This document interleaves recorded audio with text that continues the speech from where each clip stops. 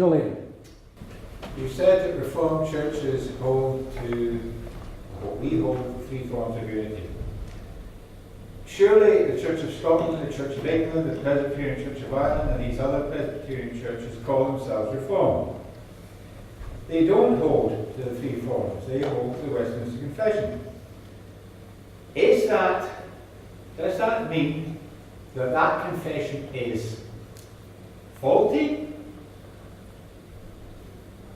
Because en masse they have apostatized or are apostatizing right now.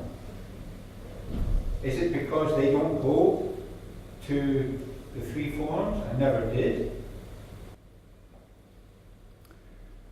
Julian points out that the Presbyterian churches, particularly in Great Britain and elsewhere, do not subscribe to the three forms of unity. The three forms of unity held by Reformed churches are the Heidelberg Catechism, the Belgic Confession, and the Canons of Dordt.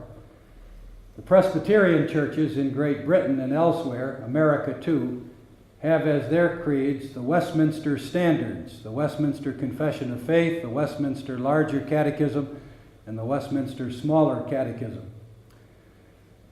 The fact is that by holding the Westminster creeds, these churches subscribe to and confess the same gospel of grace that is set forth in the three forms of unity. There is fundamental oneness, so that if a church holds the Westminster Standards, it confesses the same gospel of salvation by sovereign particular grace as the Reformed churches do that hold the three forms of unity.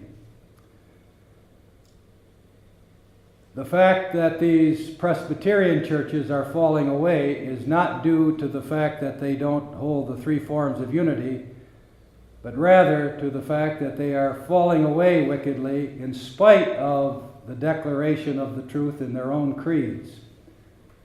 And that explains also why churches who hold the three forms of unity don't believe a word of those creeds and are embracing errors that are explicitly condemned in the three forms of unity.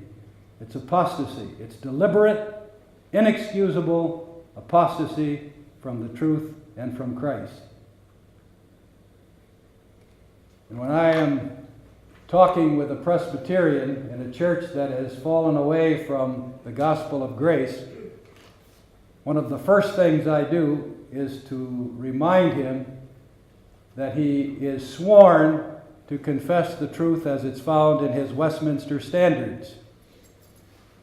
There you find predestination, limited atonement, and the other doctrines of grace. He's not faithful to his own creeds. Anyone else?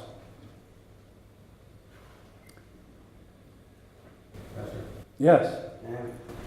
I've read recently that the Reformed Church in America does not give confessional status to the Rejection of Errors, part of the Canons, but they nevertheless recognize that the rejections help interpret the Canons.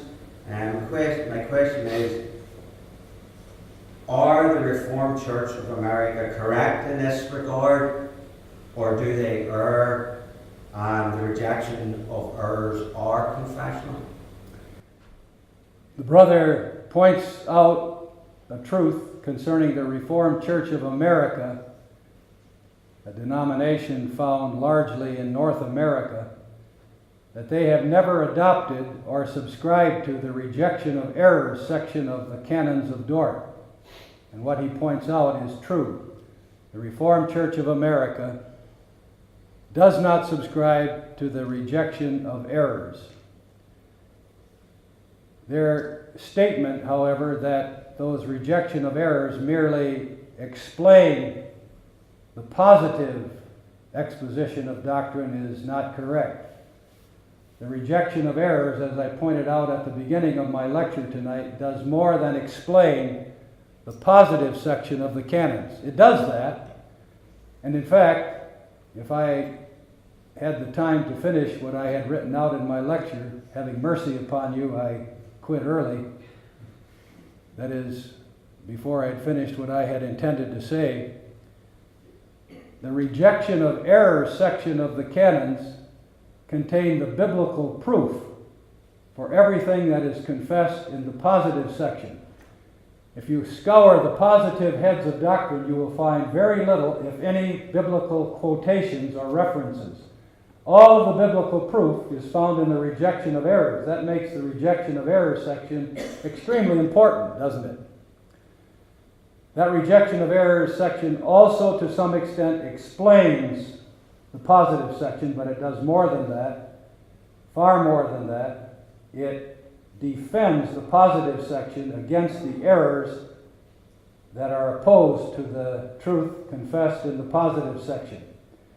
That's what I was belaboring in my introduction. You have to say yes to the truth, but if you mean business, you say no to the error. And if you don't say no to the error, that weakens your affirmation of the positive section. I may say yes to marriage between a man and a woman, but today that needs to be reinforced by saying no to sodomy. So it's serious that the Reformed Church of America has never subscribed to the rejection of errors section, and that has hastened their demise.